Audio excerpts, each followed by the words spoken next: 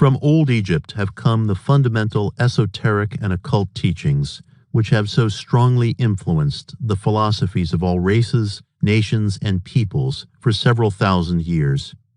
Egypt, the home of the pyramids and the Sphinx, was the birthplace of the hidden wisdom and mystic teachings.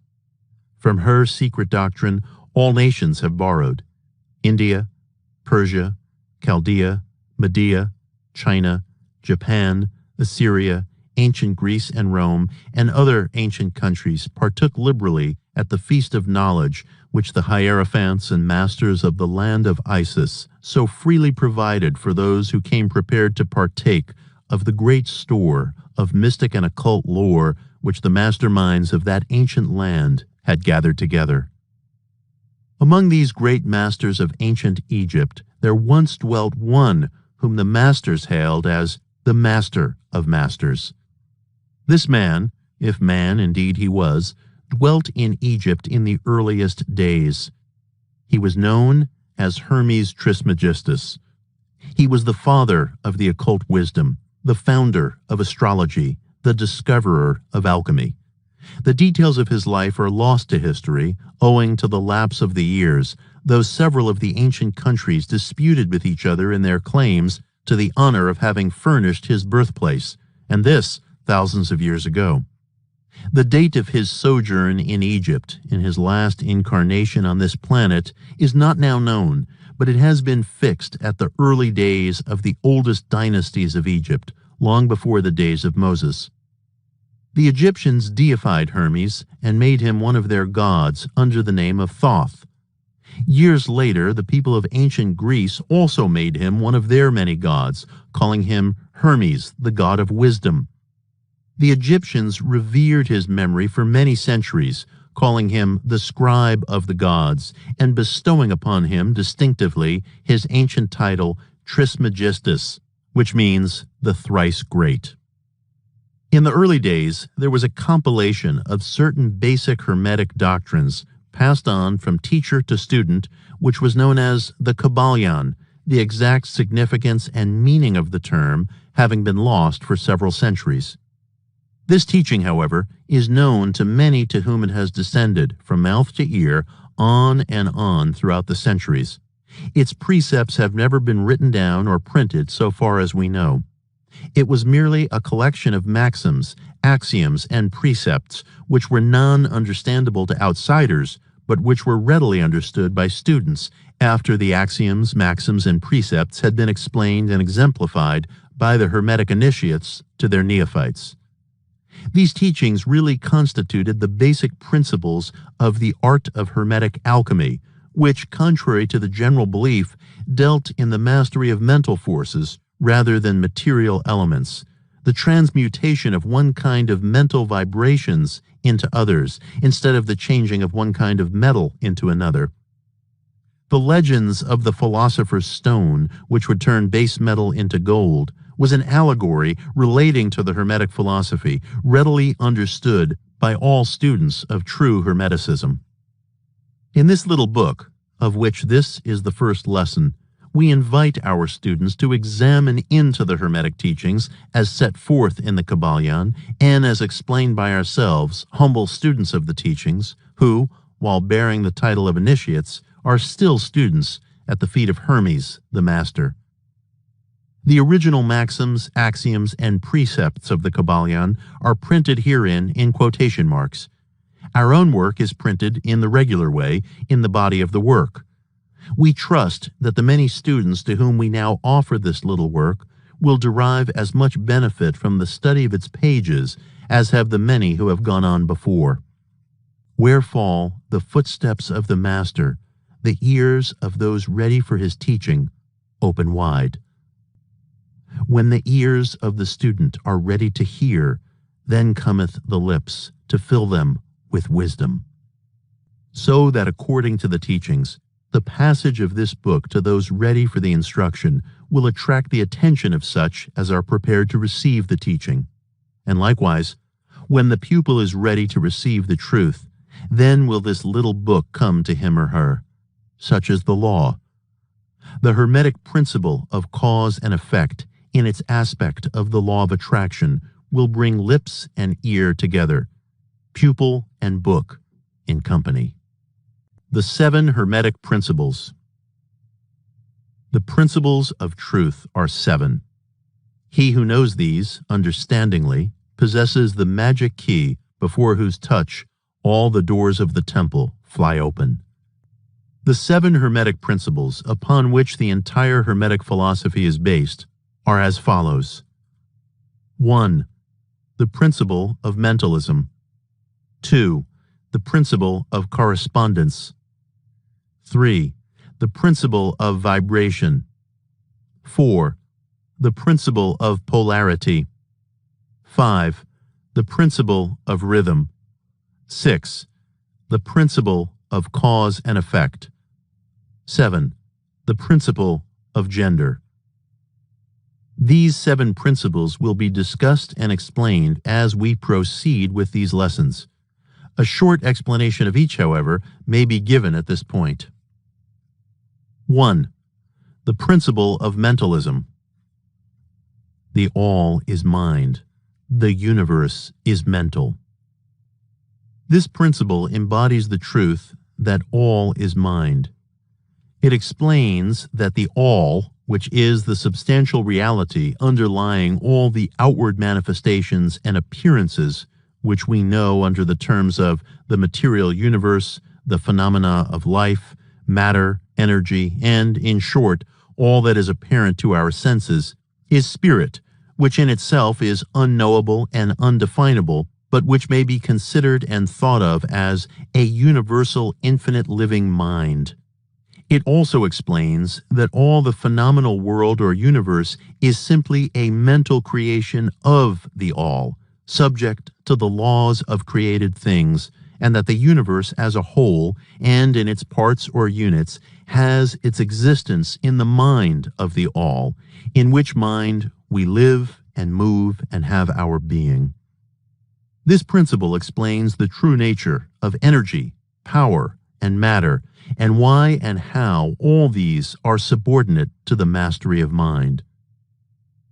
One of the old Hermetic masters wrote long ages ago, "He who grasps the truth of the mental nature of the universe is well advanced on the path to mastery."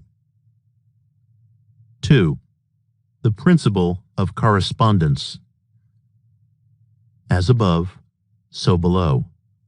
As below, so above. The Kybalion. This principle embodies the truth that there is always a correspondence between the laws and phenomena of the various planes of being and life. The old Hermetic axiom ran in these words, "As above, so below. As below, so above." And the grasping of this principle gives one the means of solving many a dark paradox and hidden secret of nature. There are planes beyond our knowing, but when we apply the principle of correspondence to them, we are able to understand much that would otherwise be unknowable to us. This principle is of universal application and manifestation on the various planes of the material, mental, and spiritual universe. It is a universal law. 3. The principle of vibration. Nothing rests. Everything moves. Everything vibrates. The Kybalion.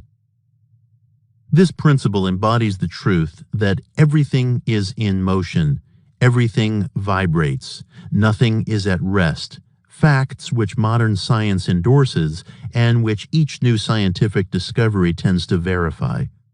From the all, which is pure spirit, down to the grossest form of matter, all is in vibration. The higher the vibration, the higher the position in the scale. The vibration of spirit is at such an infinite rate of intensity and rapidity that it is practically at rest, just as a rapidly moving wheel seems to be motionless. At the other end of the scale, there are gross forms of matter whose vibrations are so low as to seem at rest. Between these poles are millions upon millions of varying degrees of vibration. From corpuscle and electron, atom and molecule to worlds and universes, everything is in vibratory motion. An understanding of this principle, with the appropriate formulas, enables Hermetic students to control their own mental vibrations as well as those of others. The masters also apply this principle to the conquering of natural phenomena in various ways. He who understands the principle of vibration has grasped the scepter of power, says one of the old writers. 4. The principle of polarity. Everything is dual. Everything has poles. Everything has its pair of opposites. Like and unlike are the same. Opposites are identical in nature, but different in degree. Extremes meet. All truths are but half-truths. All paradoxes must be reconciled. The Kybalion. This principle embodies the truth that everything is dual. Everything has two poles. Everything has its pair of opposites, all of which were old Hermetic axioms. It explains the old paradoxes that have perplexed so many, which have been stated as follows. Thesis and antithesis are identical in nature, but different in degree. Opposites are the same, differing only in degree. The pairs of opposites may be reconciled. Extremes meet. Everything is and isn't at the same time. All truths are but half-truths, etc. It explains that in everything there are two poles or opposite aspects, and that opposites are really only the two extremes of the same thing, with many varying degrees between them. To illustrate, heat and cold, although opposites, are really the same thing, the differences consisting merely of degrees. Look at your thermometer and see if you can discover where heat terminates and cold begins. There is no such thing as absolute heat or absolute cold. The two terms simply indicate varying degrees of the same thing, and that same thing that manifests as heat and cold is merely a form, variety, and rate of vibration. The same principle manifests in the case of light and darkness, which are the same thing, the difference consisting of varying degrees between the two poles of the phenomena. What is the difference between large and small, between hard and soft, between black and white, between sharp and dull, between noise and quiet, between high and low, between positive and negative? The principle of polarity explains these paradoxes, and no other principle can supersede it. The same principle operates on the material plane. Let us take a radical and extreme example, that of love and hate, two mental states apparently totally different. And yet, there are degrees of love and degrees of hate, and a middle point in which we use the terms like or dislike, which shade into each other so gradually that sometimes we are at a loss to know whether we like or dislike or neither. All are simply degrees of the same thing, as you will see if you will but think a moment. And more than this, and considered of more importance by the Hermetists, it is possible to change the vibrations of hate to the vibrations of love in one's own mind and in the minds of others. Many of you who read these lines have had personal experiences of the involuntary rapid transition from love to hate, and the reverse, in your own case and that of others. And you will therefore realize the possibility of this being accomplished by the use of the will, by the means of the Hermetic formulas. Good and evil are but the poles of the same thing, and the Hermetist understands the art of transmuting evil into good by means of an application of the principle of polarity.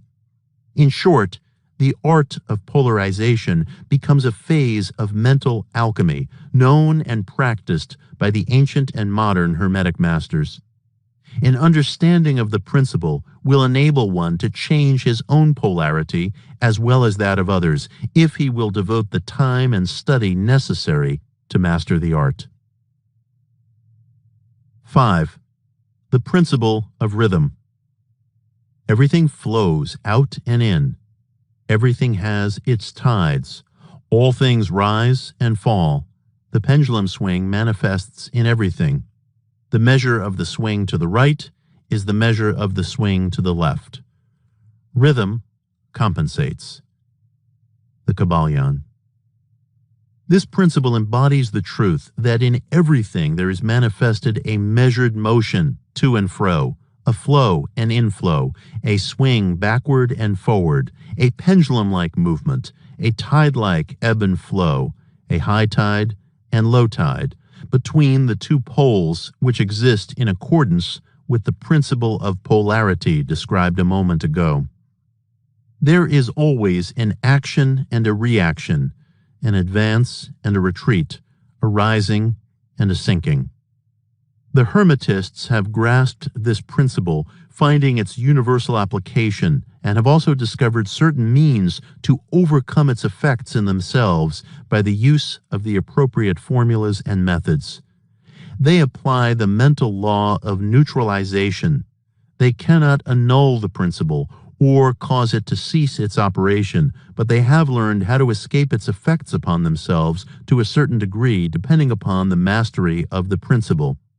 They have learned how to use it instead of being used by it. The master of Hermetics polarizes himself at the point at which he desires to rest, and then neutralizes the rhythmic swing of the pendulum, which would tend to carry him to the other pole. All individuals who have attained any degree of self-mastery do this to a certain degree, more or less unconsciously. But the master does this consciously, and by the use of his will, and attains a degree of poise and mental firmness almost impossible of belief on the part of the masses, who are swung backward and forward like a pendulum. 6. The principle of cause and effect. Every cause has its effect. Every effect has its cause. Everything happens according to law. Chance is but a name for law not recognized. There are many planes of causation, but nothing escapes the law. The Kybalion. This principle embodies the fact that there is a cause for every effect, an effect from every cause.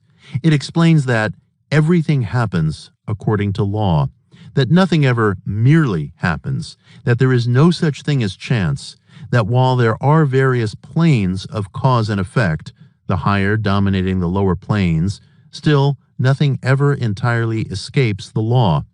The masses of people are carried along, obedient to environment, the wills and desires of others stronger than themselves, heredity, suggestion, and other outward causes moving them about like pawns on the chessboard of life.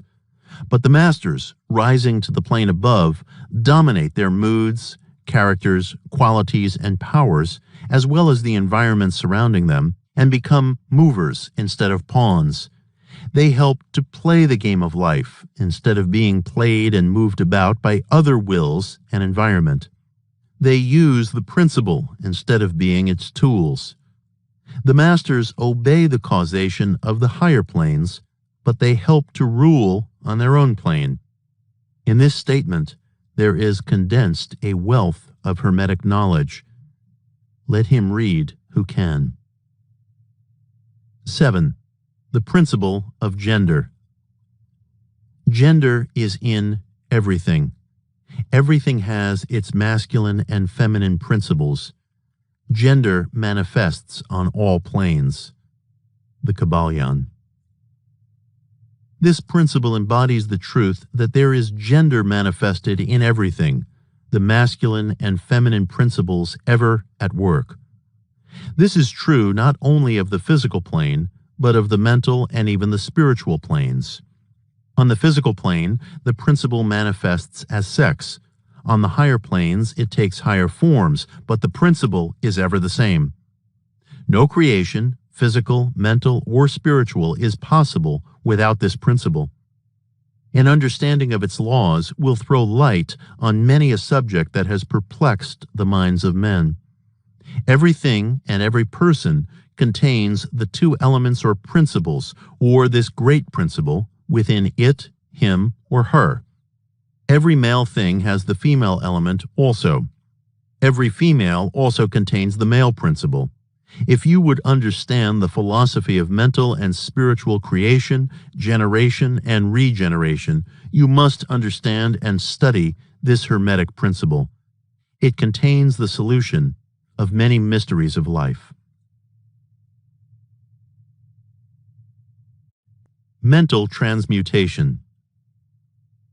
Mind, as well as metals and elements, may be transmuted from state to state, degree to degree, condition to condition, pole to pole, vibration to vibration.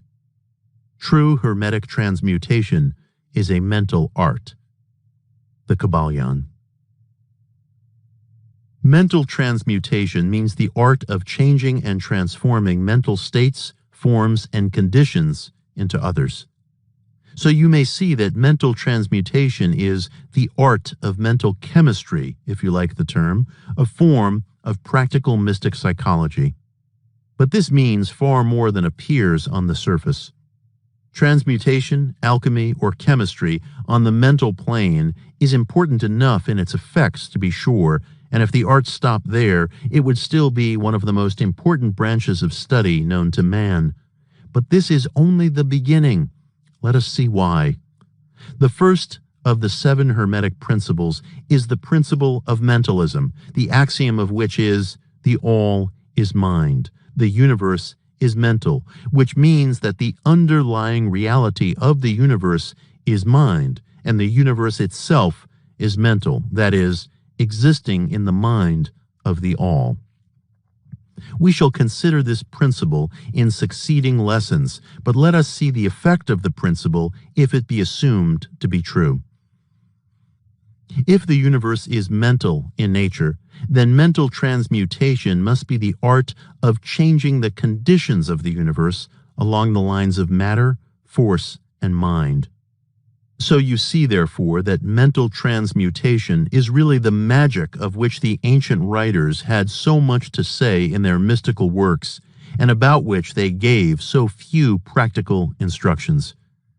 If all be mental, then the art which enables one to transmute mental conditions must render the master the controller of material conditions, as well as those ordinarily called mental.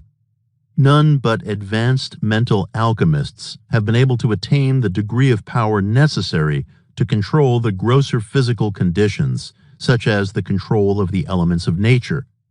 But students and hermetists of lesser degree than masters, the initiates and teachers, are able to freely work along the mental plane in mental transmutation. In fact, all that we call psychic phenomena, mental influence, mental science, new thought phenomena, etc., operates along the same general lines, for there is but one principle involved, no matter by what name the phenomena may be called.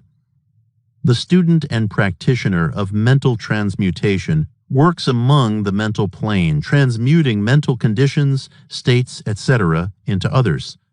Not only may the mental states, etc., of oneself be changed or transmuted by Hermetic methods, but also the states of others may be and are constantly transmuted in the same way, usually unconsciously. We shall now proceed to a consideration of the first of the Hermetic 7 principles, the principle of mentalism, in which is explained the truth that the all is mind, the universe is mental, in the words of the Kybalion.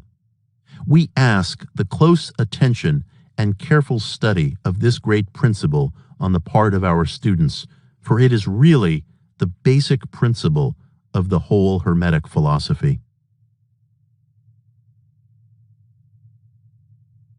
The mental universe. The universe is mental, held in the mind of the all. The Kybalion. The all is spirit, but what is spirit?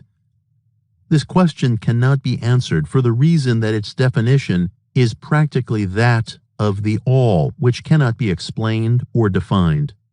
Spirit is simply a name that men give to the highest conception of infinite living mind. It means the real essence. It means living mind, as much superior to life and mind as we know them, as the latter are superior to mechanical energy and matter. Spirit transcends our understanding, and we use the term merely that we may think or speak of the all. For the purposes of thought and understanding, we are justified in thinking of spirit as infinite living mind, at the same time acknowledging that we cannot fully understand it. Let us now proceed to a consideration of the nature of the universe as a whole and in its parts. What is the universe? We have seen that there can be nothing outside of the all. Then is the universe the all? No, this cannot be, because the universe seems to be made up of many and is constantly changing, and in other ways, it does not measure up to the ideas that we are compelled to accept regarding the all, as stated in our last lesson. Then if the universe is not the all, then it must be nothing. Such is the inevitable conclusion of the mind at first thought. But this will not satisfy the question, for we are sensible of the existence of the universe. Then if the universe is neither the all nor nothing, what can it be? Let us examine this question. If the universe exists at all, or seems to exist, it must proceed in some way from the all. It must be a creation of the all. But as something can never come from nothing, from what could the all have created it? Some philosophers have answered this question by saying that the all created the universe from itself, that is, from the being and substance of the all. But this will not do, for the all cannot be subtracted from nor divided, as we have seen, and then again, if this be so, would not each particle in the universe be aware of its being the all? The all could not lose its knowledge of itself, nor actually become an atom or blind force or lowly living thing. But what indeed is the universe, if it be not the all, yet not created by the all, having separated itself into fragments? What else can it be? Of what else can it be made? This is the great question. Let us examine it carefully. We find that the principle of correspondence comes to our aid here. The old Hermetic axiom, as above, so below, may be pressed into service at this point. Let us endeavor to get a glimpse of the workings on higher planes by examining those of our own. The principle of correspondence must apply to this as well as to other problems. On his own plane of being, how does man create? He creates mentally, and in so doing he uses no outside materials, nor does he reproduce himself, and yet his spirit pervades the mental creation. Following the principle of correspondence, we are justified in considering that the all creates the universe mentally, in a manner akin to the process whereby man creates mental images. The all can create in no other way except mentally, without either using material, and there is none to use, or else reproducing itself, which is also impossible. There is no escape from this conclusion of the reason, which agrees with the highest teachings of the illumined. Just as you, student, may create a universe of your own in your mentality, so does the all create universes in its own mentality. But your universe is the mental creation of a finite mind, whereas that of the all is the creation of an infinite. The two are similar in kind, but infinitely different in degree. We shall examine more closely into the process of creation and manifestation as we proceed. But this is the point to fix in your minds at this stage. The universe and all it contains is a mental creation of the all. Verily, indeed, all is mind.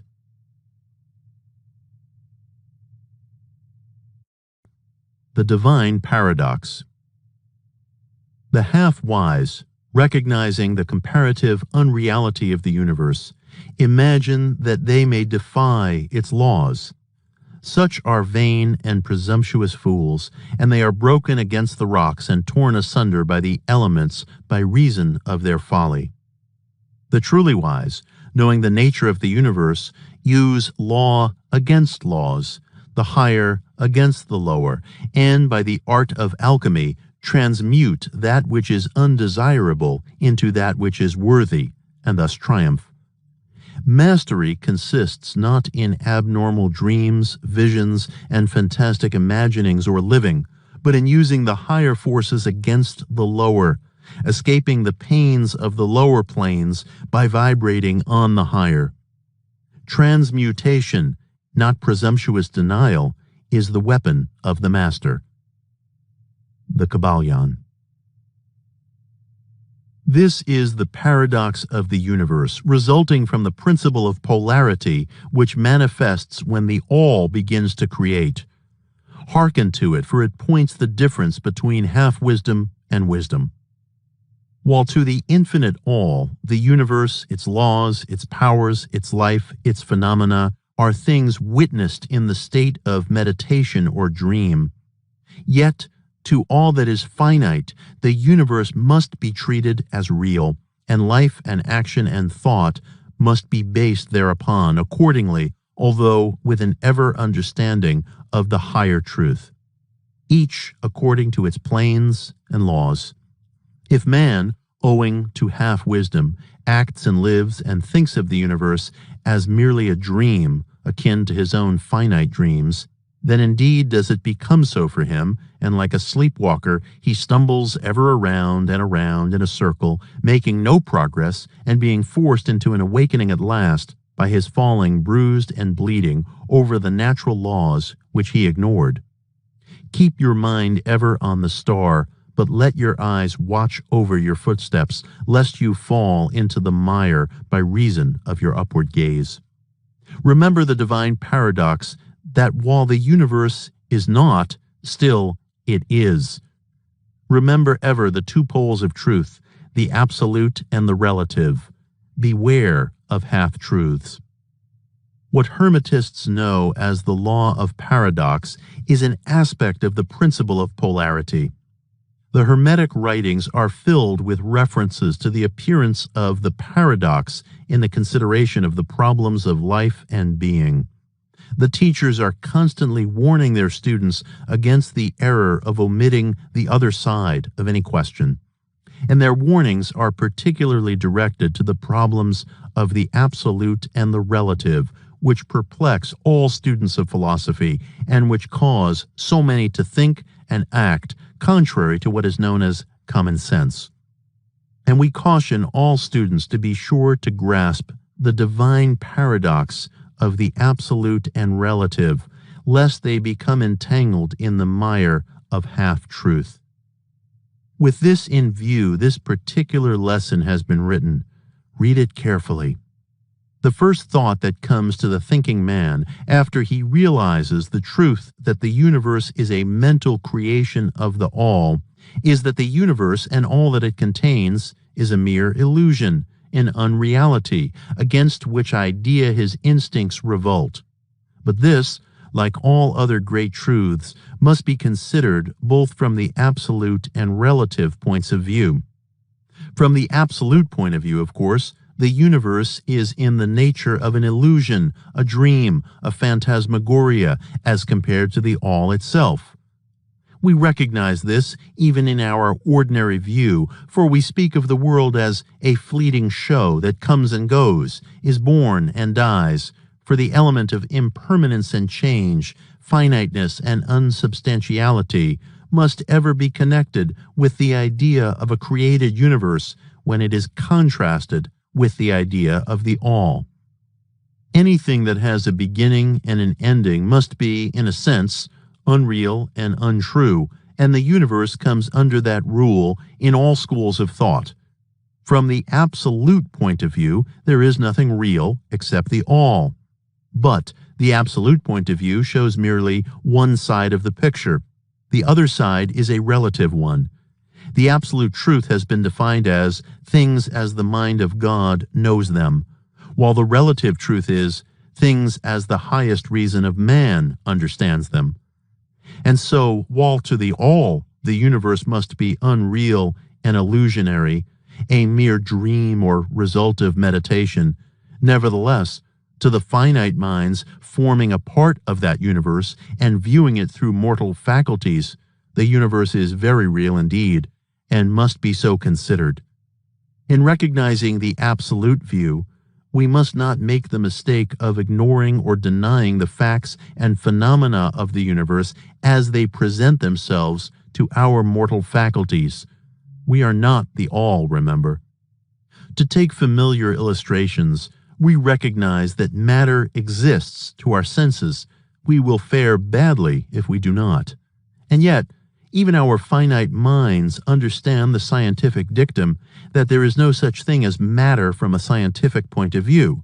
That which we call matter is held to be merely an aggregation of atoms, which atoms themselves are merely a grouping of units of force, vibrating and in constant circular motion.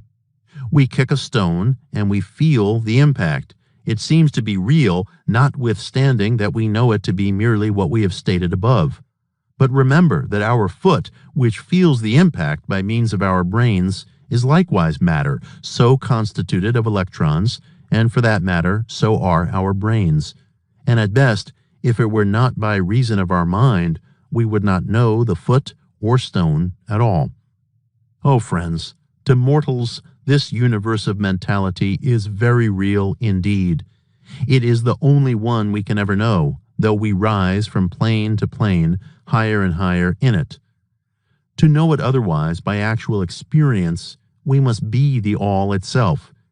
It is true that the higher we rise in the scale, the nearer to the mind of the Father we reach, the more apparent becomes the illusory nature of finite things, but not until the all finally withdraws us into itself does the vision actually vanish. So, we need not dwell upon the feature of illusion. Rather, let us, recognizing the real nature of the universe, seek to understand its mental laws and endeavor to use them to the best effect in our upward progress through life as we travel from plane to plane of being. The laws of the universe are nonetheless iron laws because of the mental nature. All, except the all, are bound by them.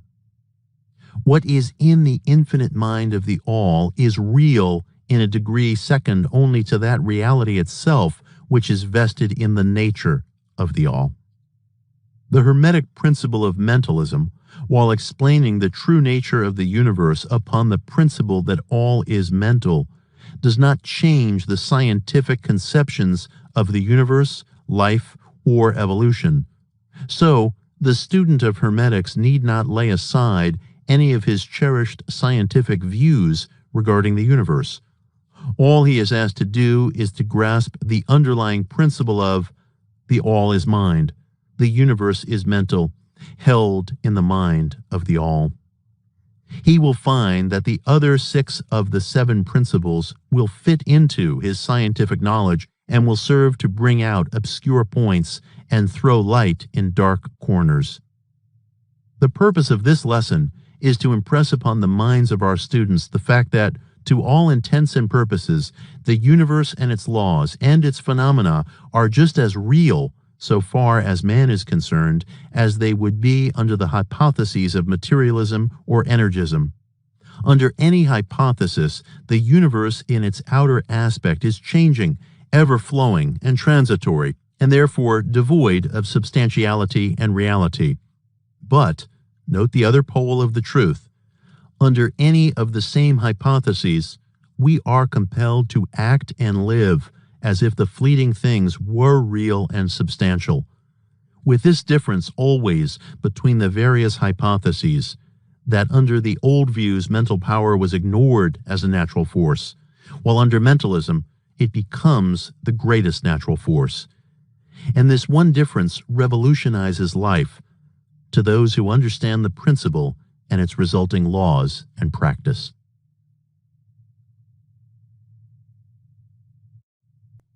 The planes of correspondence.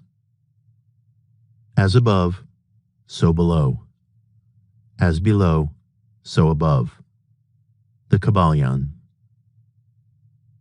The great second Hermetic principle embodies the truth that there is a harmony, agreement, and correspondence between the several planes of manifestation, life, and being. This truth is a truth because all that is included in the universe emanates from the same source, and the same laws, principles, and characteristics apply to each unit or combination of units of activity as each manifests its own phenomena upon its own plane. For the purpose of convenience of thought and study, the Hermetic philosophy considers that the universe may be divided into three great classes of phenomena, known as the three great planes. Namely, 1. The great physical plane. 2. The great mental plane. 3. The great spiritual plane. These divisions are more or less artificial and arbitrary, for the truth is that all of the three divisions are but ascending degrees of the great scale of life, the lowest point of which is undifferentiated matter, and the highest point that of spirit. Moreover, the different planes shade into each other, so that no hard and fast division may be made between the higher phenomena of the physical and the lower of the mental. You will kindly remember, however, that the three great planes are not actual divisions of the phenomena of the universe, but merely arbitrary terms used by the Hermetists in order to aid in the thought and study of the various degrees and forms of universal activity and life. The atom of matter, the unit of force, the mind of man, and the being of the archangel are all but degrees in one scale, and all fundamentally the same, the difference between solely a matter of degree and the rate of vibration. All are creations of the All, and have their existence solely within the infinite mind of the All. We would again remind you that according to the principle of correspondence, which embodies the truth, as above, so below, as below, so above, all of the 7 Hermetic principles are in full operation on all of the many planes, physical, mental, and spiritual. The principle of mental substance, of course, applies to all the planes, for all are held in the mind of the All. The principle of correspondence manifests in all, for there is a correspondence, harmony, and agreement between the several planes. The principle of vibration manifests on all planes. In fact, the very differences that go to make the planes arise from vibration, as we have explained. The principle of polarity manifests on each plane, the extremes of the poles being apparently opposite and contradictory. The principle of rhythm manifests on each plane, the movement of the phenomena having its ebb and flow, rise and flow, incoming and outgoing. The principle of cause and effect manifests on each plane, every effect having its cause and every cause having its effect. The principle of gender manifests on each plane, the creative energy being always manifest and operating along the lines of its masculine and feminine aspects. As above, so below. As below, so above. This centuries-old Hermetic axiom embodies one of the great principles of universal phenomena. As we proceed with our consideration of the remaining principles, we will see even more clearly the truth of the universal nature of this great principle of correspondence.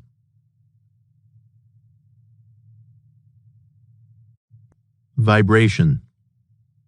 Nothing rests. Everything moves.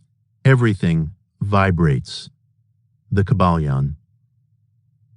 The great third Hermetic principle, the principle of vibration, embodies the truth that motion is manifest in everything in the universe, that nothing is at rest, that everything moves, vibrates, and circles. The Hermetic teachings are that not only is everything in constant movement and vibration, but that the differences between the various manifestations of the universal power are due entirely to the varying rate and mode of vibrations. Not only this, but that even the all in itself manifests a constant vibration of such an infinite degree of intensity and rapid motion that it may be practically considered as at rest, the teachers directing the attention of the students to the fact that even on the physical plane, a rapidly moving object, such as a revolving wheel, seems to be at rest. The teachings are to the effect that spirit is at one end of the pole of vibration, the other pole being certain extremely gross forms of matter. Between these two poles are millions upon millions of different rates and modes of vibration. Scientists have offered the illustration of a rapidly moving wheel, top, or cylinder to show the effects of increasing rates of vibration. The illustration supposes a wheel, top, or revolving cylinder running at a low rate of speed. We will call this revolving thing the object in following out the illustration. Let us suppose the object moving slowly. It may be seen readily, but no sound of its movement reaches the ear. The speed is gradually increased. In a few moments, its movement becomes so rapid that a deep growl or low note may be heard. Then, as the rate is increased, the note rises one in the musical scale. Then, the motion being still further increased, the next highest note is distinguished. Then, one after another, all the notes of the musical scale appear, rising higher and higher as the motion is increased. Finally, when the motions have reached a certain rate, the final note perceptible to human ears is reached, and the shrill, piercing shriek dies away, and silence follows. No sound is heard from the revolving object, the rate of motion being so high that the human ear cannot register the vibrations. Then comes the perception of rising degrees of heat. When the object reaches a certain rate of vibration, its molecules disintegrate and resolve themselves into the original elements or atoms. Then the atoms, following the principle of vibration, are separated into the countless corpuscles of which they are composed. And finally, even the corpuscles disappear, and the object may be said to be composed of the ethereal substance. Science does not dare to follow the illustration further, but the Hermetists teach that if the vibrations be continually increased, the object would mount up the successive states of manifestation and would in turn manifest the various mental stages and then on spiritward until it would finally re-enter the all, which is absolute spirit. The Hermetic teachings go much further than do those of modern science. They teach that all manifestation of thought, emotion, reason, will, or desire, or any mental state or condition are accompanied by vibrations, a portion of which are thrown off and which tend to affect the minds of other persons by induction. This is the principle which produces the phenomena of telepathy, mental influence, and other forms of the action and power of mind over mind. Every thought, emotion, or mental state has its corresponding rate and mode of vibration, and by an effort of the will of the person or of other persons, these mental states may be reproduced, just as a musical tone may be reproduced by causing an instrument to vibrate at a certain rate, just as color may be reproduced in the same way. By a knowledge of the principle of vibration as applied to mental phenomena, one may polarize his mind at any degree he wishes, thus gaining a perfect control over his mental states, moods, etc. In the same way, he may affect the minds of others, producing the desired mental states in them. In short, he may be able to produce on the mental plane that which science produces on the physical plane, namely, vibrations at will. A little reflection on what we have said will show the student that the principle of vibration underlies the wonderful phenomena of the power manifested by the masters and adepts. who are able to apparently set aside the laws of nature, but who, in reality, are simply using one law against another, one principle against others, and who accomplish their results by changing the vibrations of material objects or forms of energy, and thus perform what are commonly called miracles. As one of the old Hermetic writers has truly said, "He who understands the principle of vibration has grasped the scepter of power."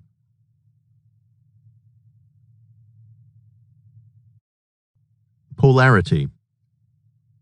Everything is dual. Everything has poles. Everything has its pair of opposites. Like and unlike are the same. Opposites are identical in nature, but different in degree. Extremes meet. All truths are but half-truths. All paradoxes may be reconciled. The Kybalion. The great fourth Hermetic principle, the principle of polarity, embodies the truth that all manifested things have two sides, two aspects, two poles, a pair of opposites, with manifold degrees between the two extremes. The old paradoxes, which have ever perplexed the mind of men, are explained by an understanding of this principle. Man has always recognized something akin to this principle. The Hermetic teachings are to the effect that the difference between things seemingly diametrically opposed to each other is merely a matter of degree.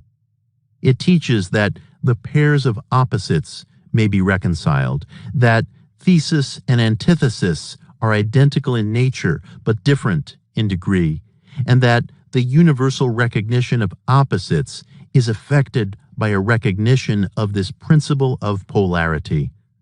The teachers claim that illustrations of this principle may be had on every hand and from an examination into the real nature of anything.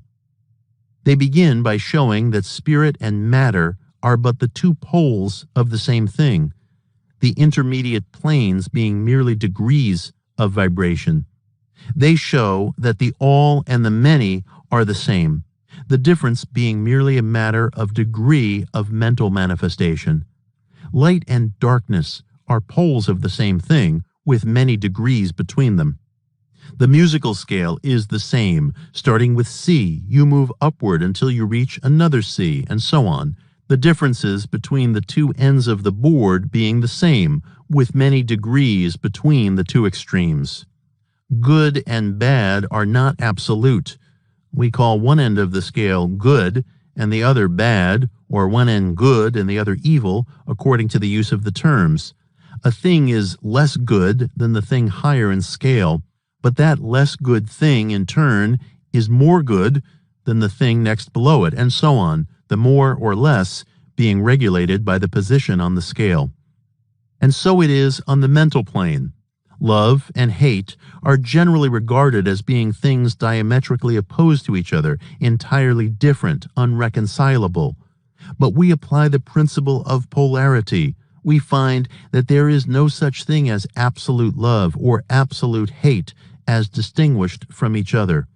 The two are merely terms applied to the two poles of the same thing. The pairs of opposites exist everywhere. Where you find one thing, you find its opposite, the two poles. And it is this fact that enables the Hermetist to transmute one mental state into another along the lines of polarization. Things belonging to different classes cannot be transmuted into each other, but things of the same class may be changed, that is, may have their polarity changed. Thus, love never becomes east or west or red or violet, but it may, and often does, turn into hate, and likewise, hate may be transformed into love by changing its polarity. Courage may be transmuted into fear, and the reverse. Hard things may be rendered soft. Dull things may become sharp. Hot things become cold, and so on, the transmutation always being between things of the same kind of different degrees. Take the case of a fearful man. By raising his mental vibrations along the line of fear-courage, he can be filled with the highest degree of courage and fearlessness. And likewise, the slothful man may change himself into an active, energetic individual simply by polarizing along the lines of the desired quality. The student who is familiar with the processes by which the various schools of mental science, etc., produce changes in the mental states of those following their teachings may not readily understand the principle underlying many of these changes. When, however, the principle of polarity is once grasped, and it is seen that the mental changes are occasioned by a change of polarity, a sliding along the same scale, the matter is more readily understood. The change is not in the nature of a transmutation of one thing into another thing entirely different, but is merely a change of degree in the same things, a vastly important difference. The student will recognize that in the mental states, as well as in the phenomena of the physical plane, the two poles may be classified as positive and negative, respectively. Thus, love is positive to hate, courage to fear, activity to non-activity, etc. And it will also be noticed that even to those unfamiliar with the principle of vibration, the positive pole seems to be of a higher degree than the negative and readily dominates it. The tendency of nature is in the direction of the dominant activity of the positive pole. In addition to the changing of the poles of one's own mental states by the operation of the art of polarization, the phenomena of mental influence in its manifold phases shows us that the principle may be extended so as to embrace the phenomena of the influence of one mind over that of another. When it is understood that mental induction is possible, that is, that mental states may be produced by induction from others, then we can readily see how a certain rate of vibration or polarization of a certain mental state may be communicated to another person with his polarity in that class of mental states thus changed. It is along this principle that the results of many of the mental treatments are obtained. For instance, if a person is blue, melancholy, and full of fear, a mental scientist bringing his own mind up to the desired vibration by his trained will, and thus obtaining the desired polarization in his own case, then produces a similar mental state in the other by induction, the result being that the vibrations are raised and the other person polarizes toward the positive end of the scale instead toward the negative, and his fear and other negative emotions are transmuted to courage and similar positive mental states. A little study will show you that these mental changes are nearly all along the line of polarization, the change being one of degree rather than of kind. A knowledge of the existence of this great Hermetic principle will enable the student to better understand his own mental states and those of other people. He will see that these states are all matters of degree, and seeing thus, he will be able to raise or lower the vibration at will, to change his mental poles, and thus be master of his mental states instead of being their servant and slave. And by his knowledge, he will be able to aid his fellows intelligently, and by the appropriate methods, change the polarity when the same is desirable. We advise all students to familiarize themselves with this principle of polarity, for a correct understanding of the same will throw light on many difficult subjects. The great fifth Hermetic principle, the principle of rhythm, embodies the truth that in everything there is manifested a measured motion, a to and from movement, a flow and inflow, a swing forward and backward, a pendulum-like movement, a tide-like ebb and flow, a high tide and a low tide, between the two poles manifest on the physical, mental, or spiritual planes. The principle of rhythm is closely connected with the principle of polarity described in the preceding chapter. Rhythm manifests between the two poles established by the principle of polarity. This does not mean, however, that the pendulum of rhythm swings to the extreme poles, for this rarely happens. In fact, it is difficult to establish the extreme polar opposites in the majority of cases, but the swing is ever toward first one pole, then the other. There is always an action and reaction, an advance and a retreat, a rising and a sinking, manifested in all of the airs and phenomena of the universe. Suns, worlds, men, animals, plants, minerals, forces, energy, mind, and matter, yes, even spirit, manifests this principle. The principle manifests in the creation and destruction of worlds, in the rise and fall of nations, in the life history of all things, and finally, in the mental states of man. The principle of rhythm is well understood by modern science and is considered a universal law as applied to material things. But the Hermetists carry the principle much further and know that its manifestations and influence extend to the mental activities of man, and that it accounts for the bewildering succession of moods, feelings, and other annoying and perplexing changes that we notice in ourselves. But the Hermetists, by studying the operations of this principle, have learned to escape some of its activities by transmutation. The Hermetic masters long since discovered that while the principle of rhythm was invariable and ever in evidence in mental phenomena, still there were two planes of its manifestation so far as mental phenomena are concerned. They discovered that there were two general planes of consciousness, the lower and the higher, the understanding of which enabled them to rise to the higher plane and thus escape the swing of the rhythmic pendulum which manifested on the lower plane. In other words, the swing of the pendulum occurred on the unconscious plane and the consciousness was not affected. This they call the law of neutralization. Its operations consist in the raising of the ego above the vibrations of the unconscious plane of mental activity, so that the negative swing of the pendulum is not manifested in consciousness, and therefore they are not affected. It is akin to rising above a thing and letting it pass beneath you.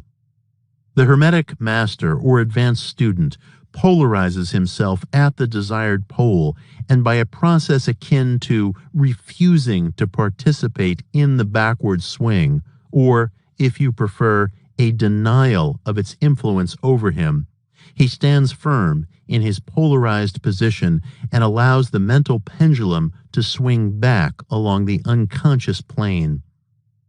All individuals who have attained any degree of self-mastery accomplish this more or less unknowingly, and by refusing to allow their moods and negative states to affect them, they apply the law of neutralization. The master, however, carries this to a much higher degree of proficiency, and by the use of his will, he attains a degree of poise and mental firmness almost impossible of belief on the part of those who allow themselves to be swung backward and forward by the mental pendulum of moods and feelings. The importance of this will be appreciated by any thinking person who realizes what creatures of moods, feelings, and emotion the majority of people are, and how little mastery of themselves they manifest. If you will stop and consider a moment, you will realize how much these swings of rhythm have affected you in your life, how a period of enthusiasm has been invariably followed by an opposite feeling and mood of depression. Likewise, your moods and periods of courage have been succeeded by equal moods of fear. And so it has ever been with the majority of persons. Tides of feeling have ever risen and fallen with them, but they have never suspected the cause or reason of the mental phenomena. An understanding of the workings of this principle will give one the key to the mastery of these rhythmic swings of feeling, and will enable him to know himself better, and to avoid being carried away by these inflows and outflows. The will is superior to the conscious manifestation of this principle, although the principle itself can never be destroyed. We may escape its effects, but the principle operates nevertheless. The pendulum ever swings, although we may escape being carried along with it. There are other features of the operation of this principle of rhythm of which we wish to speak at this point. There comes into its operations that which is known as the law of compensation. One of the definitions or meanings of the word compensate is to counterbalance, which is the sense in which the Hermetists use the term. It is this law of compensation to which the Kybalion refers when it says, "The measure of the swing to the right is the measure of the swing to the left." Rhythm compensates.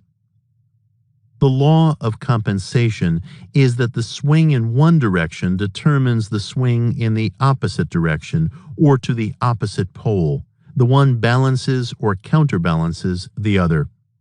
The pendulum, with a short swing in one direction, has but a short swing in the other, while the long swing to the right invariably means the long swing to the left.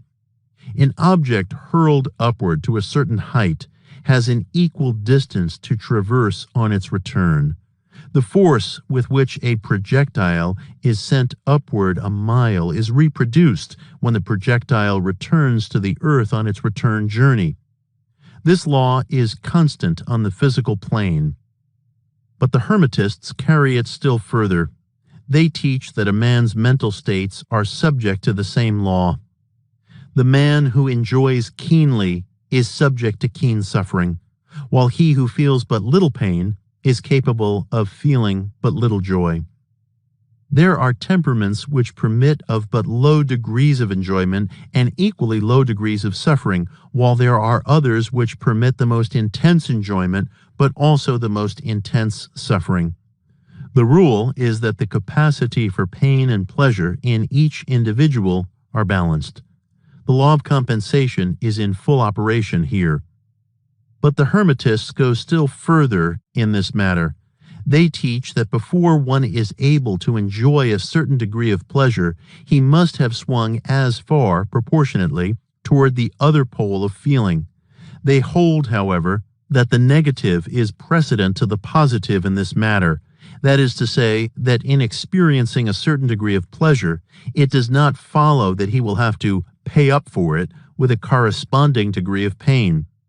On the contrary, the pleasure is the rhythmic swing, according to the law of compensation, for a degree of pain previously experienced, either in the present life or in a previous incarnation. This throws a new light on the problem of pain.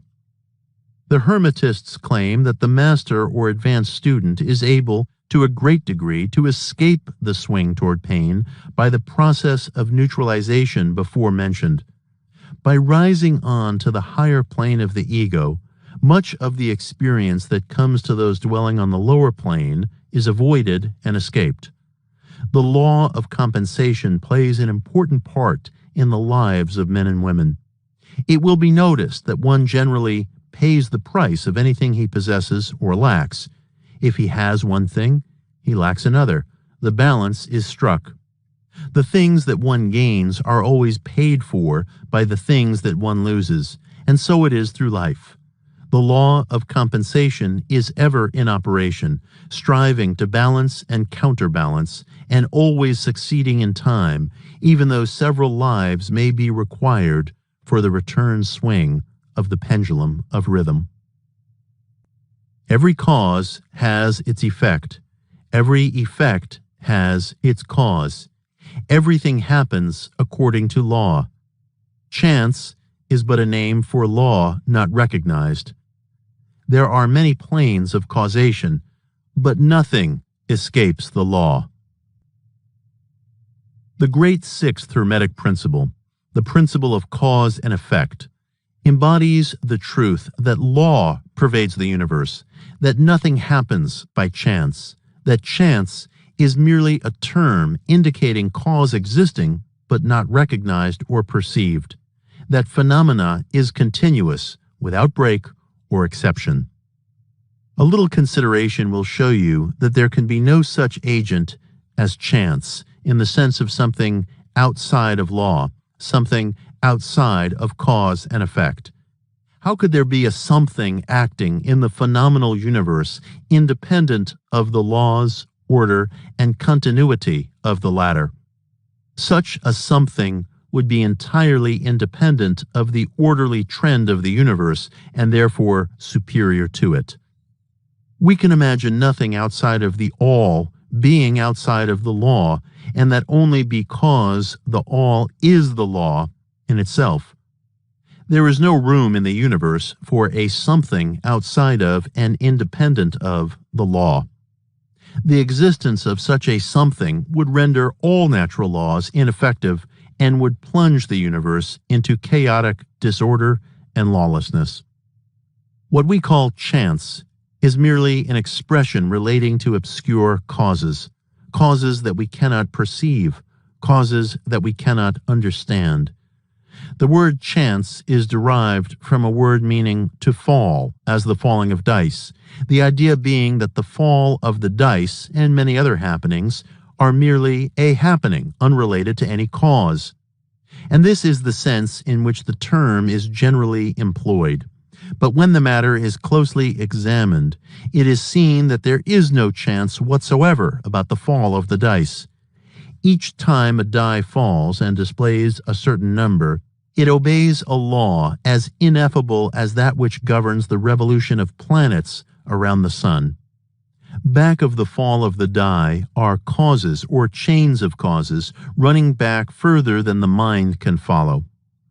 The position of the die in the box, the amount of muscular energy expended in the throw, the condition of the table, etc., are all causes, the effect of which may be seen.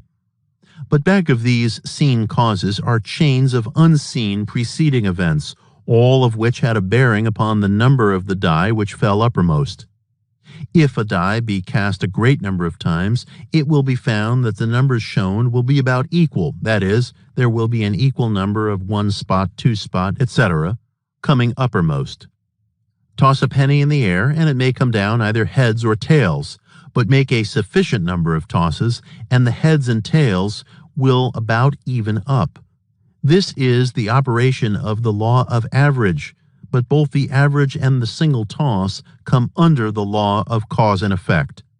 And if we were to examine into the preceding causes, it would be clearly seen that it was simply impossible for the die to fall other than it did under the same circumstances and at the same time. Given the same causes, the same results will follow. There is always a cause and a because to every event. Nothing ever happens without a cause, or rather, a chain of causes. There is a continuity between all events, precedent, consequent, and subsequent. There is a relation existing between everything that has gone before and everything that follows. Stop to think a moment. If a certain man had not met a certain maid away back in the dim period of the Stone Age, you who are now reading these lines would not now be here. And if perhaps the same couple had failed to meet, we who now write these lines would not now be here. And the very act of writing on our part, and the act of reading on yours, will affect not only the respective lives of yourself and ourselves, but will also have a direct or indirect effect upon many other people now living or who will live in the ages to come. Every thought we think, every act we perform has its direct and indirect results, which fit into the great chain of cause and effect. We do not wish to enter into a consideration of free will or determinism in this work for various reasons. Among the many reasons is the principal one that neither side of the controversy is entirely right. In fact, both sides are partially right according to the Hermetic teachings. The principle of polarity shows that both are but half-truths, the opposing poles of truth. The teachings are that a man may be both free and yet bound by necessity, depending upon the meaning of the terms, and the height of truth from which the matter is examined. The ancient writers express the matter thus: the further the creation is from the center, the more it is bound. The nearer the center it reaches, the nearer free it is. The majority of people are more or less the slaves of heredity, environment, etc., and manifest very little freedom. They are swayed by the opinions, customs, and thoughts of the outside world, and also by their emotions, feelings, moods, etc. The majority of people are carried along like a falling stone, obedient to environment, outside influences, and internal moods, desires, etc., not to speak of the desires and wills of others, stronger than themselves, carrying them along without resistance on their part or the exercise of the will. Moved like the pawns on the checkerboard of life, they play their parts and are laid aside after the game is over. But the masters, knowing the rules of the game, rise above the plane of material life and, placing themselves in touch with the higher powers of their nature, dominate their own moods, characters, qualities, and polarity, as well as the environment surrounding them, and thus become movers in the game instead of pawns, causes instead of effects. The masters do not escape the causation of the higher planes, but fall in with the higher laws, and thus master circumstances on the lower plane. They thus form a conscious part of the law instead of being mere blind instruments. While they serve on the higher planes, they rule on the material plane. The Hermetic teachings are that man may use the law to overcome laws, and that the higher will always prevail against the lower until at last he has received the stage in which he seeks refuge in the law itself. Are you able to grasp the inner meaning of this? Gender is in everything. Everything has its masculine and feminine principles. Gender manifests on all planes. The great seventh Hermetic principle, the principle of gender, embodies the truth that there is gender manifested in everything, that the masculine and feminine principles are ever present and active in all phases of phenomena on each and every plane of life. At this point, we think it well to call your attention to the fact that gender, in its Hermetic sense, and sex, in the ordinarily accepted use of the term, are not the same. The word gender is derived from the Latin root meaning to beget, to procreate, to generate, to create, to produce. A moment's consideration will show you that the word has a much broader and more general meaning than the term sex, the latter referring to the physical distinctions between male and female living things. Sex is merely a manifestation of gender on a certain plane of the great physical plane, the plane of organic life. The office of gender is solely that of creating, producing, generating, etc., and its manifestations are visible on every plane of phenomena. It is not necessary to take up your time with the well-known phenomena of the attraction and repulsion of the atoms, chemical affinity, the loves and hates of the atomic particles, the attraction or cohesion between the molecules of matter. These facts are too well known to need extended comment from us. But have you ever considered that all of these things are manifestations of the gender principle? And more than this, can you not see the reasonableness of the Hermetic teachings which assert that the very law of gravitation, that strange attraction by which all particles and bodies of matter in the universe tend toward each other, is but another manifestation of the principle of gender, which operates in the direction of attracting the masculine to the feminine energies, and vice versa?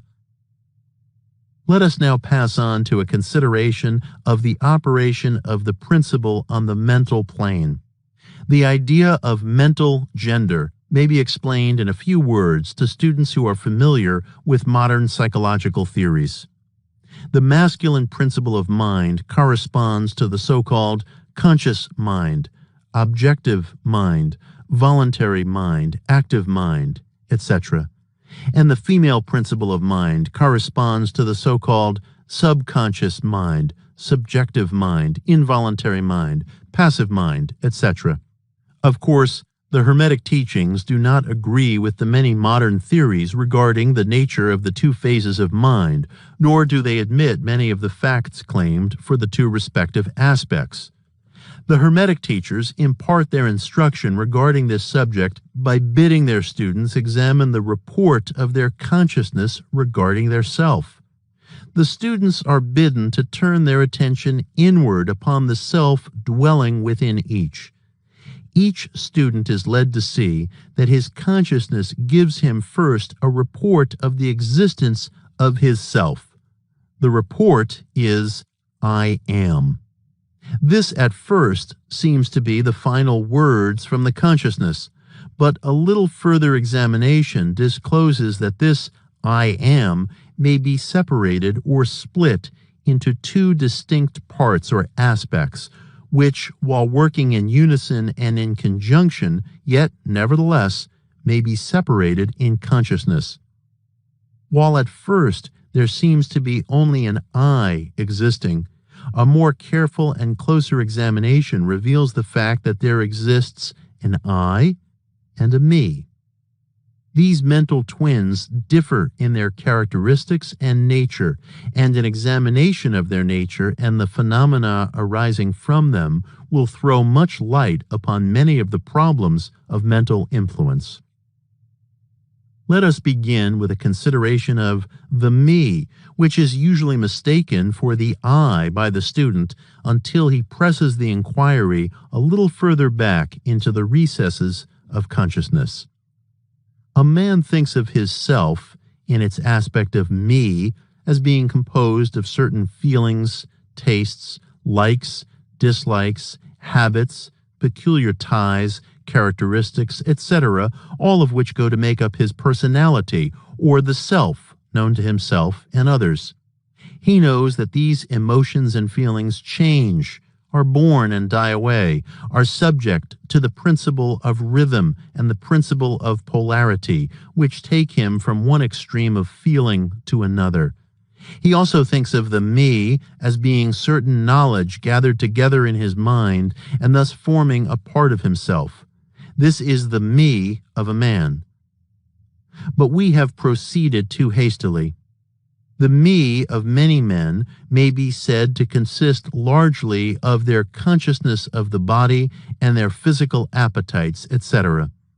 Their consciousness being largely bound up with their bodily nature, they practically live there. Some men even go so far as to regard their personal apparel as a part of their me, and actually seem to consider it a part of themselves.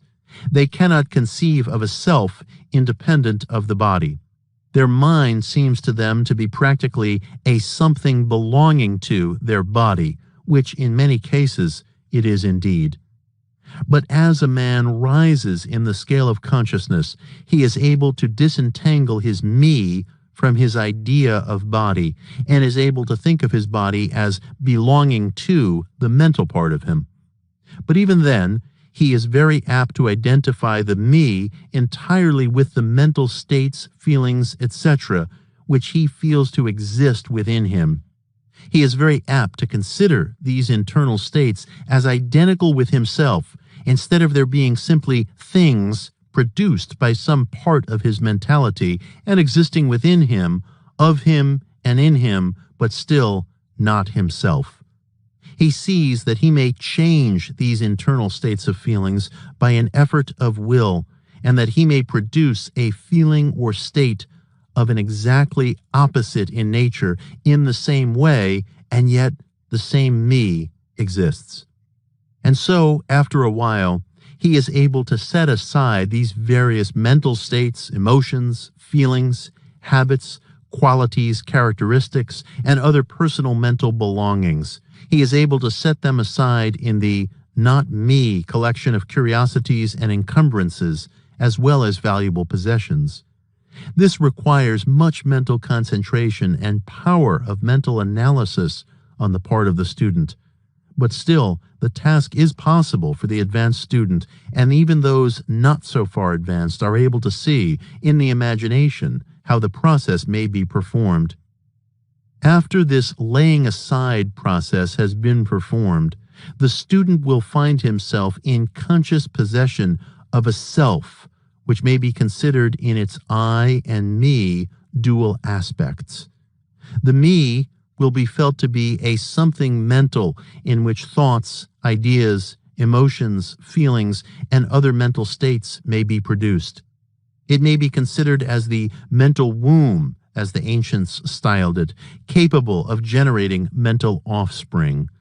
It reports to the consciousness as a me with latent powers of creation and generation of mental progeny of all sorts and kinds. Its powers of creative energy are felt to be enormous.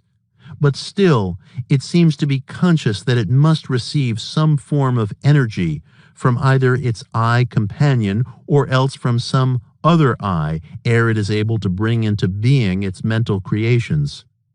This consciousness brings with it a realization of an enormous capacity for mental work and creative ability.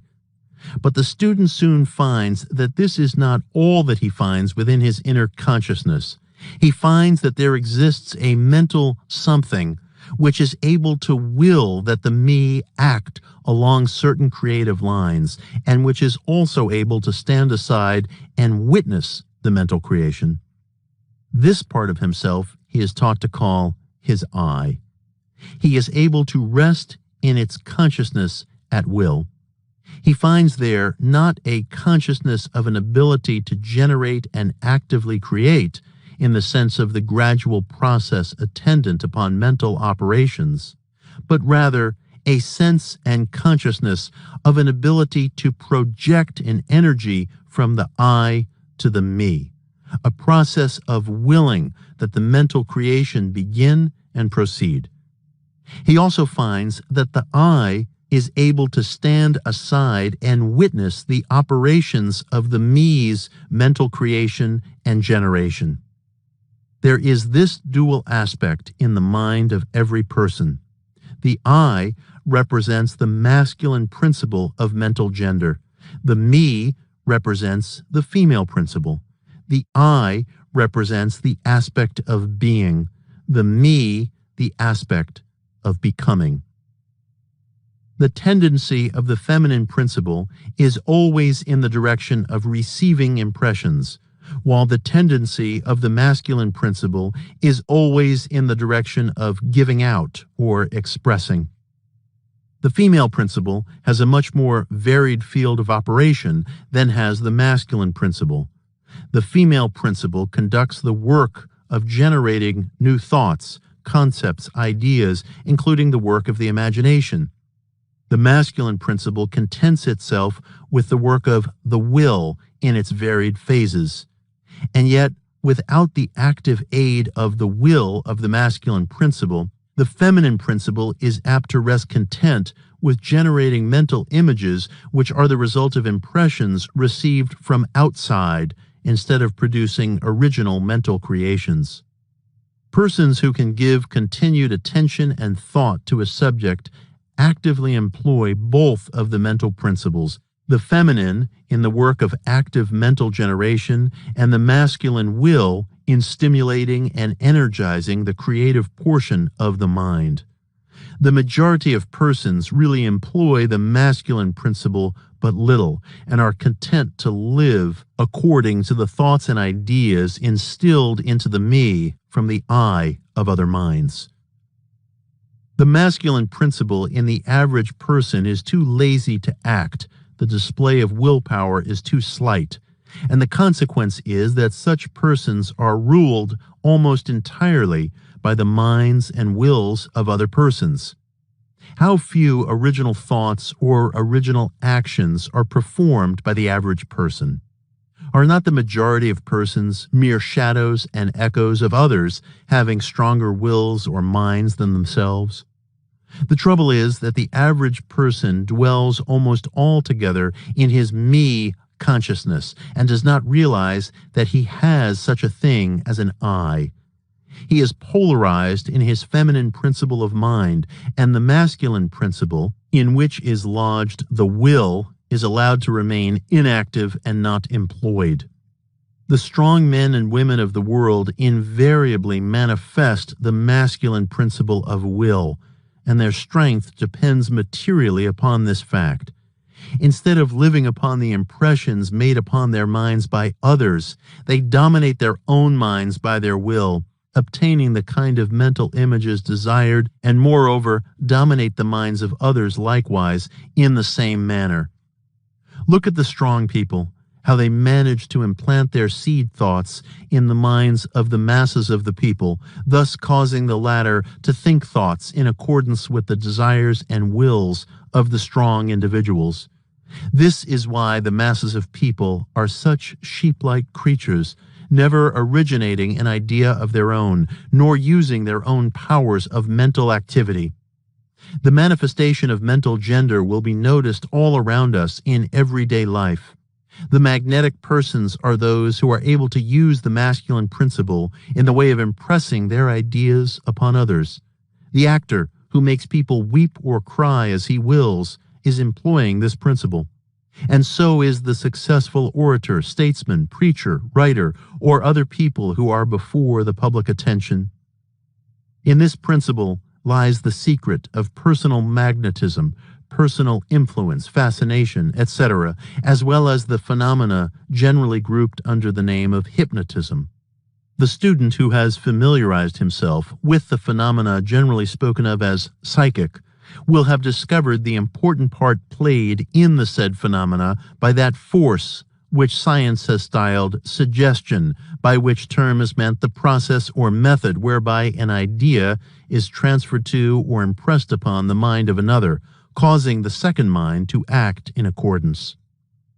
A correct understanding of suggestion is necessary in order to intelligently comprehend the varied psychical phenomena which suggestion underlies.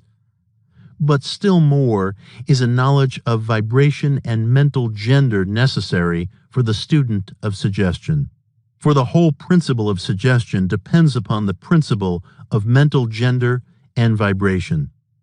If you will think of the matter in the light of the Hermetic teachings, you will be able to see that the energizing of the feminine principle by the vibratory energy of the masculine principle is in accordance to the universal laws of nature. The Hermetic teachings show that the very creation of the universe follows the same law, and that in all creative manifestations upon the planes of the spiritual, the mental, and the physical, there is always in operation this principle of gender, this manifestation of the masculine and feminine principles. As above, so below. As below, so above. And more than this, when the principle of mental gender is once grasped and understood, the varied phenomena of psychology at once becomes capable of intelligent classification and study. The principle works out in practice because it is based upon the immutable universal laws of life. With the aid of the Kybalion, one may go through any occult library anew, the old light from Egypt illuminating many dark pages and obscure subjects. That is the purpose of this book. We do not come expounding a new philosophy, but rather furnishing the outlines of a great world-old teaching, which will make clear the teachings of others, which will serve as a great reconciler of differing theories and opposing doctrines. The possession of knowledge, unless accompanied by a manifestation and expression in action, is like the hoarding of precious metals, a vain and foolish thing. Knowledge, like wealth, is intended for use. The law of use is universal, and he who violates it suffers by reason of his conflict with natural forces. The Hermetic teachings, while always having been kept securely locked up in the minds of the fortunate possessors thereof, for reasons that we have already stated, were never intended to be merely stored away and secreted. The law of use is dwelt upon in the teachings, as you may see by reference to the above quotation from the Kybalion, which states it forcibly. Beware of mental miserliness, and express into action that which you have learned. Study the axioms and aphorisms, but practice them also. We give below some of the more important Hermetic axioms from the Kybalion with a few comments added to each. Make these your own and practice and use them, for they are not really your own until you have used them. To change your mood or mental state, change your vibration. The Kybalion. One may change his mental vibrations by an effort of will in the direction of deliberately fixing the attention upon a more desirable state. Will directs the attention, and attention changes the vibration. Cultivate the art of attention by means of the will, and you have solved the secret of the mastery of moods and mental states.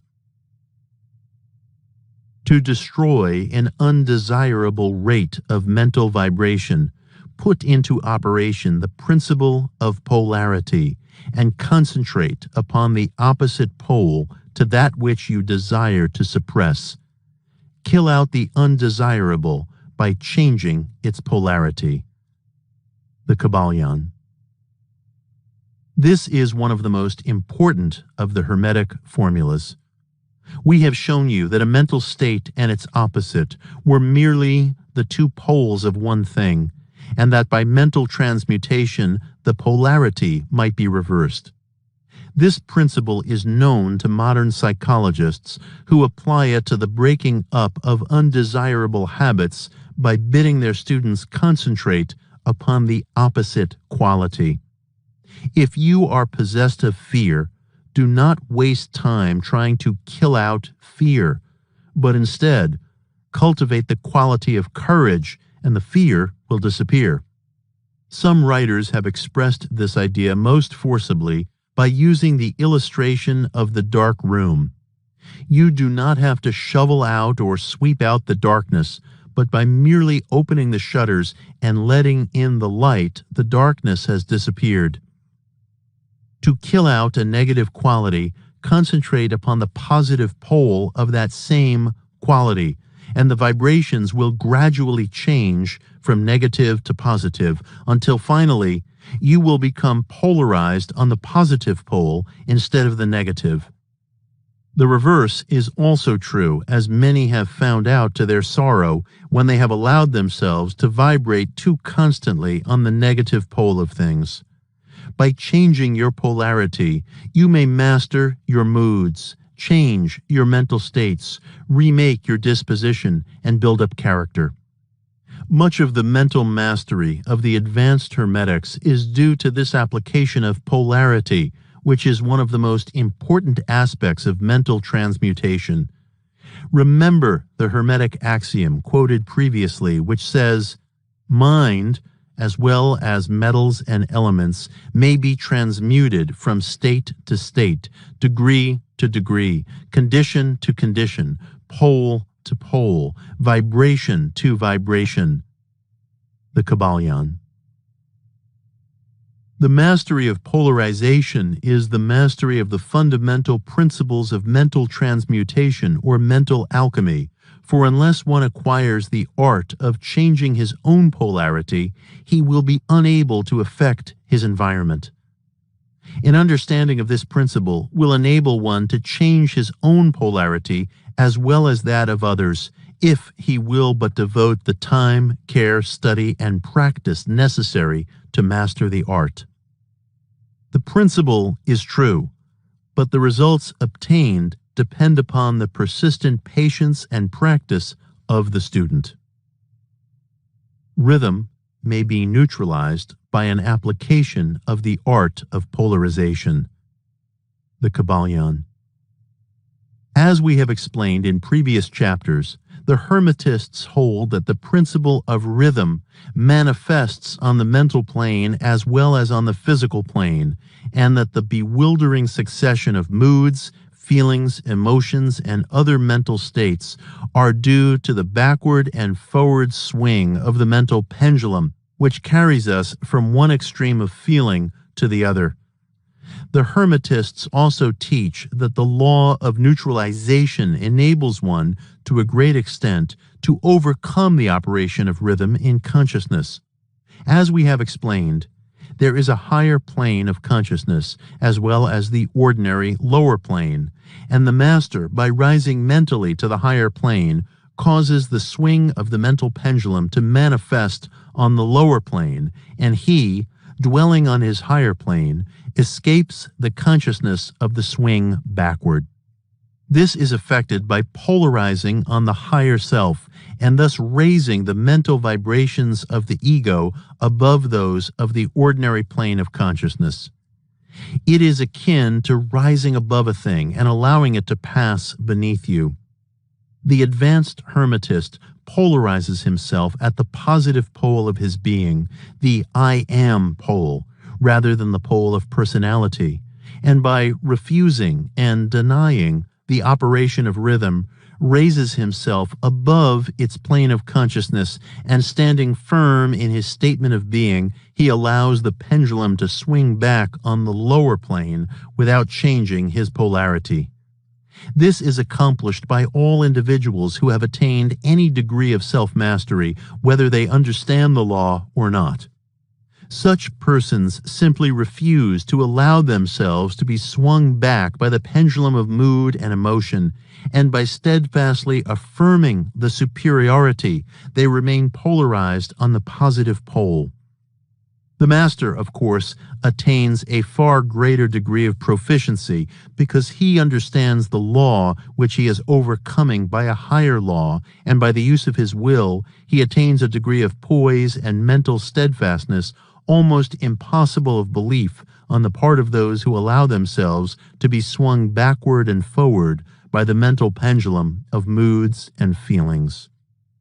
Remember always, however, that you do not really destroy the principle of rhythm, for that is indestructible. You simply overcome one law by counterbalancing it with another, and thus maintain an equilibrium. Nothing escapes the principle of cause and effect, but there are many planes of causation, and one may use the laws of the higher to overcome the laws of the lower. The Kybalion. By an understanding of the practice of polarization, the Hermetists rise to a higher plane of causation and thus counterbalance the laws of the lower planes of causation. By rising above the plane of ordinary causes, they become themselves, in a degree, causes instead of merely being caused. By being able to master their own moods and feelings, and by being able to neutralize rhythm, as we have already explained, they are able to escape a great part of the operations of cause and effect on the ordinary plane. The masses of people are carried along, obedient to their environment, the wills and desires of others stronger than themselves, the effects of inherited tendencies, the suggestions of those about them, and other outward causes, which tend to move them about on the chessboard of life like mere pawns.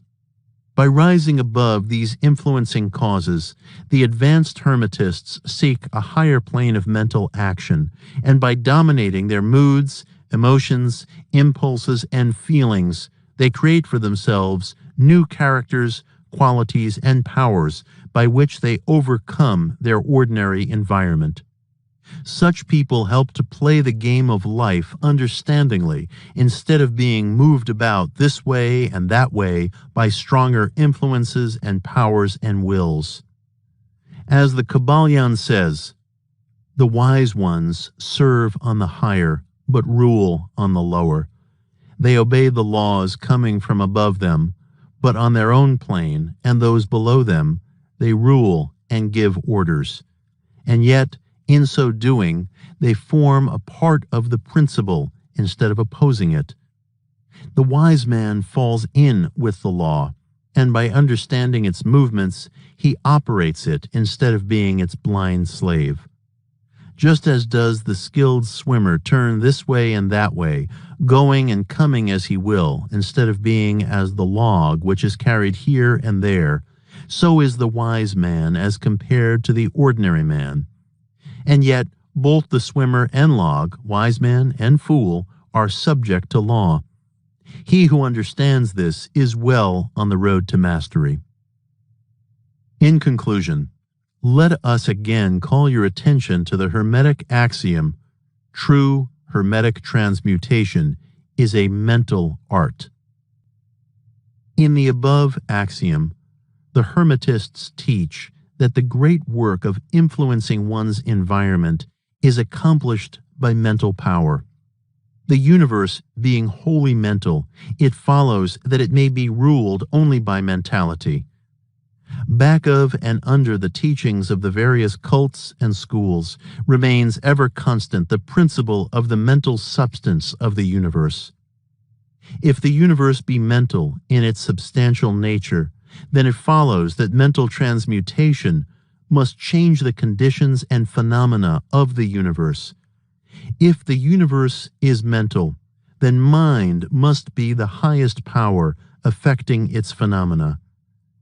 If this be understood, then all the so-called miracles and wonder workings are seen plainly for what they are.